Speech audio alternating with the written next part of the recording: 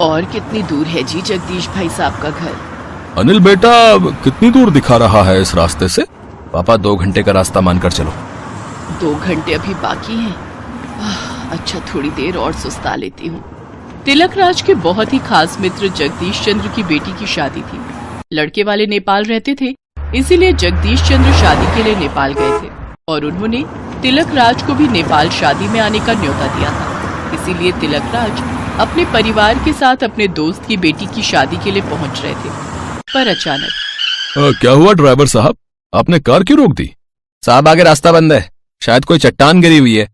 अरे अब आगे कैसे जाएंगे? भैया जरा सुनना, ये चट्टान कब तक हटेगी? कब तक रास्ता खुलेगा, कुछ बता सकते हो? भैया कल सुबह तक तो ये रास्ता बंद नहीं रहेगा। अब तो शाम होने वाली है भैया, कल से पहले नहीं खुलेगा। साहब हमें कल तक इंतजार करना होगा, कल से पहले ये रास्ता नहीं खुलेगा। अब क्या करेंगे, हम तो यहाँ पर किसी को जानते भी नहीं हैं। जगदीश का फोन नहीं मिल रहा। पापा यहाँ फोन के नेटवर्क नहीं आ रहे, लगता है ये कोई गांव है। चाची, पानी भरने के लिए तुम्हें इतनी दूर आने की क्या जरूरत थी? मैं अकेली आ जाती। अरे गीता बिटिया, तू अकेले कितना पानी भर कर लाती और इसी बहाने मेरी थोड़ी सैर हो जाती। बहुत प्यास लगी है बिटिया, जरा सुनना, थोड़ा पानी मिल जाएगा? हाँ हाँ, ये लो माँ जी, ठंडा ठंडा मटके का पानी पियो। शुक्रिया बेटी। आप मुझे प्यार से गीता कहो, मेरा नाम गीता है। वैसे आप लोग यहाँ के तो नहीं लग रहे। हाँ, हम लोग दिल्ली से आए हैं। यहाँ काठमांडू में हमारे रिश्तेदार की शादी है, पर ये रास्ता बंद है और सब कह रहे हैं कि कल तक रास्ता खुलेगा। आप सब मेरे साथ मेरे घर चलो। क्यों चाची, अब आप नेपाल में हमारे मेहमान हो तो हम मेहमानों को गाड़ी में तो नहीं छोड़ सकते ना? जी, गीता बिल्कुल ठीक कह रही है। आप सब हमारे घर चलो और रात वहीं रुकना। यहाँ जंगल का इलाका है, जानवरों का खतरा रहता है। माँ, शायद ये लोग ठीक कह रहे हैं। वैसे भी तुम बहुत थक गई हो और रात गुजारने के लिए कोई तो जगह चाहिए ही। अब अनिल बेटा, तुम ड्राइवर के साथ गाड़ी यहीं लगवा दो, हम पैदल ही चलते हैं। आगे तो गाड़ी ले जाना ठीक नहीं रहेगा। अब ठीक है पापा, आप लोग चलो, मैं आता हूँ। सब लोग गीता और उसकी चाची के साथ उनके घर जाते हैं। गीता और उसके चाचा चाची सबकी बहुत सेवा करते हैं। साहब, गीता 2 साल की थी तब इसके माँ बाबूजी इस दुनिया से चले गए। तब से गीता को हमने अपनी बेटी की तरह ही पाला है और गीता ने भी हमें हमेशा माता पिता की तरह ही समझा है। हमारी और भी 2 बेटियां हैं, हम अपनी तीनों बेटियों से बहुत प्यार करते हैं। अब बस गीता के हाथ पीले हो जाएं, उसके बाद हम अपनी दोनों बेटियों की भी शादी कर देंगे। वैसे कोई लड़का देखा है आपने? नहीं बहन जी, बस ढूंढ ही रहे हैं। अब हम इतने पैसे वाले भी नहीं हैं कि ज्यादा दहेज दे पाए, पर जितना हो सकेगा हम अपनी बेटी के लिए जरूर करेंगे। अच्छा लड़का मिल जाए तो हमारी चिंता दूर हो जाएगी। इतनी देर में अनिल भी गाड़ी लगवा कर आ जाता है। गीता बिटिया, एक थाली में दाल भात और ले आ। अभी लाई चाची। गीता अनिल के लिए भी दाल भात ले आती है। गीता देखने में बहुत सुंदर थी। अनिल उसे देख रहा था, गीता भी उसे देख रही थी। सब लोग बातें करने लगते हैं। उमा को समझ आ रहा था कि सचमुच नेपाल में आकर उन्हें ऐसा महसूस ही नहीं हुआ कि वो किसी पराये देश आए हैं। बहुत अच्छे से गीता और उसके चाचा चाची मिलकर सबकी सेवा करते हैं। अगले दिन वहां से जाने से पहले उमा गीता के चाचा चाची से बोली, बहन जी, हमें गीता बहुत पसंद आई है। हमारी अनिल से बात हुई है, हम वापसी में फिर से आपके घर आना चाहते हैं, पर हम अपनी नेपाली बहू अपने साथ ले जाने के लिए सगाई करके जाएंगे। सच? आपने ये कहकर बिन माँ की बच्ची को बहुत बड़ी खुशी दे दी है। अनिल और गीता एक दूसरे को देखकर मुस्कुरा देते हैं। सच, उन दोनों ने एक दूसरे को पसंद कर लिया था। और फिर कुछ समय बाद वक्रतुंड महाकाय सूर्यकोटि सम उमा अपने घर में नेपाली बहू ले ही आती है। बहन जी, आपकी नेपाली बहू तो बहुत सुंदर है। आप एक बार इसके हाथ के दाल चावल और सेल रोटी खाकर देखो, उंगलियां चाटते रह जाओगे। हमारी नेपाली बहू ने रसोई संभाली है, अब नेपाल के मशहूर व्यंजन का आनंद लो। लाओ गीता बहू, सबके लिए खाना लगा दो। जी माँ जी, अभी लगाती हूँ। गीता सबके लिए नेपाली व्यंजन परोसती है। सबको गीता के हाथ का नेपाली खाना बहुत पसंद आता है। अरे वाह गीता बहू, तुम्हारे हाथों में तो साक्षात मां अन्नपूर्णा का वास है। बहुत स्वादिष्ट खाना बनाया है। ये लो, हमारी ओर से शगुन रखो। हमने तो इससे पहले नेपाली खाना कभी खाया ही नहीं था। आज तुम्हारे हाथों का नेपाली खाना खाकर सचमुच आनंद आ गया। सब लोगों के मुंह से गीता जब अपनी तारीफ सुनती है तो वो बहुत खुश होती है। उमा बहुत खुश थी कि उसके घर में एक बहुत ही संस्कारी और सुशील बहू के कदम पड़े थे, जिससे घर में रौनक आ गई थी। उमा की नेपाली बहू ने आते ही घर और रसोई को इतने अच्छे तरीके से संभाल लिया था कि उमा की सारी चिंताएं दूर हो गई थी। गीता भी खुश थी कि उसे उमा के रूप में प्यार करने वाली माँ जैसी सास मिल गई थी। शादी शहर में बसे 3 भाइयों आलोक, प्राग और रौनक से हो जाती है। शादी करके तीनों जैसे ही अपने ससुराल आती हैं तो हाथ में आरती की थाली लिए उनकी सास जानकी उनका गृह प्रवेश करवाते हुए कहती है, आओ मेरी तीनों बहुओं, अब अपने पैरों से इस कलश को गिराकर अंदर आ जाओ। जी सासू माँ।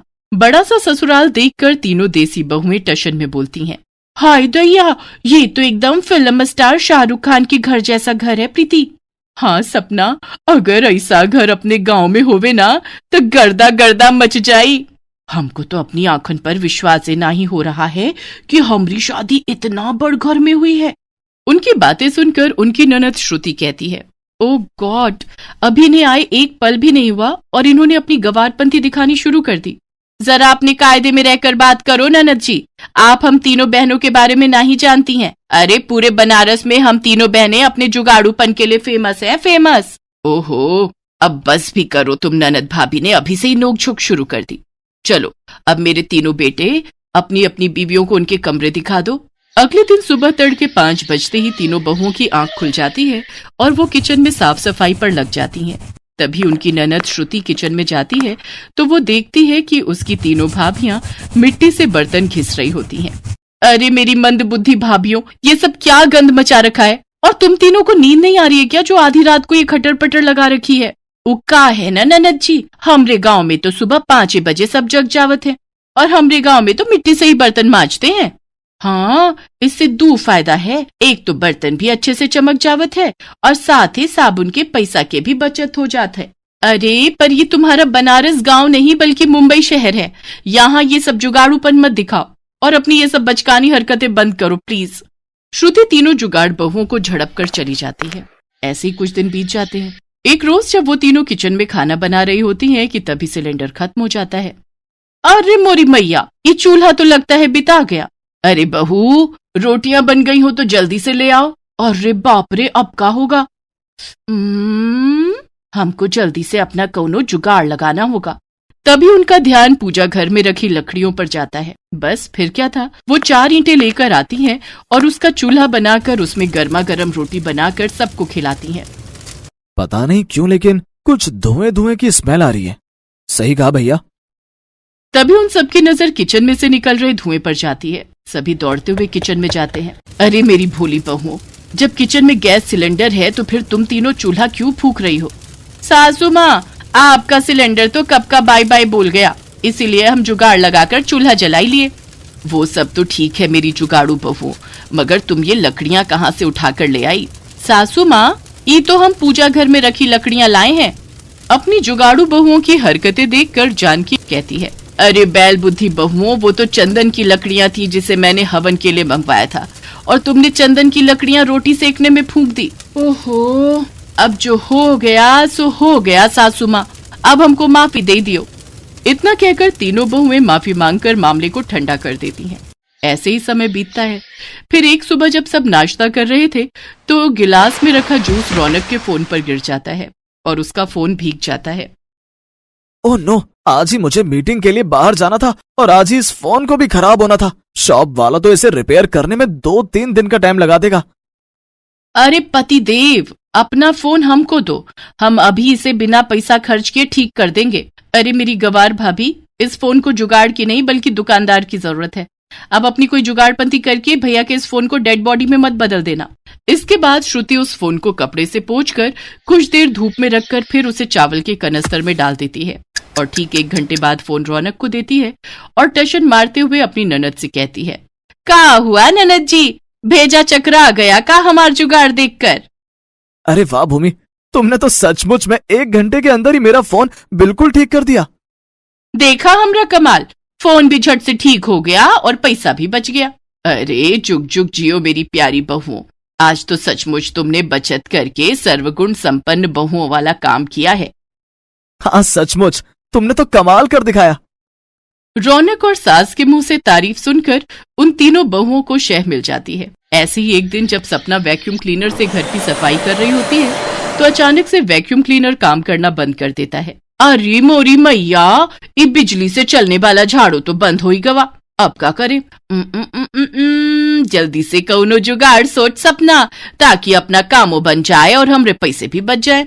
सपना ये सोच ही रही होती है कि तभी उसका ध्यान अपनी सोसाइटी के पार्क में लगे खजूर के पेड़ पर जाता है। अरे वाह, क्या जुगाड़ू आइडिया आया है हमरे दिमाग में। सपना सोसाइटी के पार्क में जाती है और खजूर के घने पत्तों को तोड़ने लगती है कि तभी वहां गार्ड आकर गुस्से में बोलने लगता है। अरे ओ बॉडम औरत, इन पेड़ों को क्यों तोड़ने में लगी हुई हो? अरे ओ चौकीदार बाबू, अगर ज्यादा चबड़ चबड़ की ना तो हम देंगे तो को एक उल्टे हाथ का, समझे? और वैसे भी ये पार्क तो हर बाप का है का? गार्ड को चार बातें सुनाकर सपना खजूर के घने पत्ते तोड़ लाती है और उन्हें लेकर घर आती है और उससे झाड़ू बनाकर तैयार करती है और झाड़ू लगाने लगती है। तभी जानकी गुस्से में तिलमिलाते हुए उस पर बिगड़ते हुए कहती है, क्यों रे सपना बहू, ये मैं क्या सुन रही हूँ? तू सोसाइटी के गार्ड से लड़कर आई है और ये तेरे हाथ में क्या है? सासू माँ, ये झाड़ू है जिसे हमने खजूर की टहनियों से बनाया है। अरे वाह सपना, तूने तो कमाल कर दिया, भाई मान गए तुझे, छा गई तुम तो। अरे चुप करो तुम तीनों, भला इतनी कंजूसी करके भी क्या फायदा? तुम तीनों की जुगाड़पंथी ना एक दिन सोसाइटी वालों के सामने हमारी धज्जियां उड़ाकर रहेगी। इस तरह तीनों जुगाड़ू बहुओं को घर वालों से खूब खरी खोटी सुननी पड़ती है। ऐसे ही वक्त गुजर जाता है। फिर एक सुबह प्रीति नाश्ता लेकर गुनगुनाते हुए अपनी ननद के कमरे में आती है। लगाई ले तू जब लिपस्टिक, जिला टॉप लागे ले, ओ जिला टॉप लागे रे। अरे ननद जी, ई लो नाश्ता पानी कर लो, दफ्तर खाली पेट ना ही जाना। हाँ, टेबल पर रख दो भाभी, अभी तो मैं अपने बाल सुखा रही हूँ। हेयर ड्रायर से अपने बाल सुखाने के बाद श्रुति नाश्ता करके ऑफिस चली जाती है, लेकिन उसी शाम काफी भयंकर बारिश होती है। अरे प्रीति, तुम मेरा वाला कुर्ता पजामा प्रेस करके रख देना, कल मैं ऑफिस वही पहन कर जाऊंगा। जी हमरे बलमा। इतना कहकर प्रीति अपनी ननद के कमरे में जाती है और उसका हेयर ड्रायर लाकर उससे अपने पति के कपड़े सुखाने लगती है, लेकिन तभी उसे तेज बिजली का करंट लगता है और वो चिल्लाते हुए कहती है, अरे मोरी मैया, मर गई रे मर गई, कौनो हमको तनिक बचाओ तो। सभी भागते हुए अंदर आते हैं और श्रुति जल्दी से बोर्ड का स्विच बंद करती है। अरे ये सब कैसे हुआ?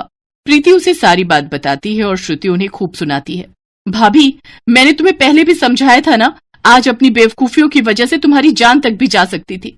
मैं कहती हूँ अब तो अपनी इन जुगाड़पंथियों से तुम तीनों बाज आ जाओ, नहीं तो अठन्नी चवन्नी बचाने के चक्कर में एक दिन अपनी जान से हाथ धो बैठोगी। श्रुति बेटी बिल्कुल सही कह रही है, बहू इतनी कंजूसी भी अच्छी नहीं, और जिसका काम वो उसी को साजे, कोई दूजा करे तो बुद्धू बाजे। हमको समझ आ गया सासू माँ, अब हम कोनो भी काम में जुगाड़ नहीं लगाएंगे। ननद और सास की बातों से उन तीनों को अक्ल आ जाती है और वो तीनों अपनी जुगाड़पंथी छोड़कर अपनी ननद और सास से शहरी तौर तरीके सीख लेती हैं और वो तीनों अपने ससुराल के रंग में ढल जाती हैं।